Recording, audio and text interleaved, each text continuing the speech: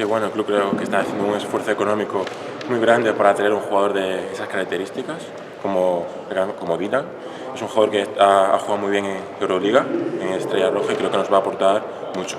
Cualquier esfuerzo es bienvenido, que nos ayude, pero sobre todo los que estamos aquí somos los que tenemos que sacar esto adelante. Y creo que cada jugador tiene que tener su rol claro, porque está aquí, y sobre todo defender esta camiseta y dar el 100% cuando sale a la pista.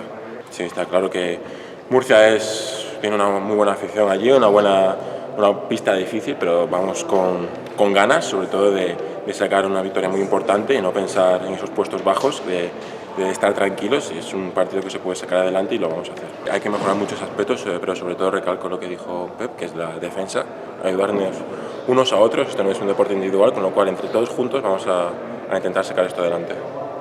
Bueno, sobre todo tiene jugadores muy físicos, como pueden ser Soko, Hanna, que bueno, son los que ponen el nivel a ese equipo, pero hay que pararlos, como he dicho antes, de la defensa, y sobre todo pues bueno, lo que llevamos haciendo, lo que hicimos cuando ganamos los partidos, que era defender y salir al contraataque, que no dudo que lo volveremos a hacer.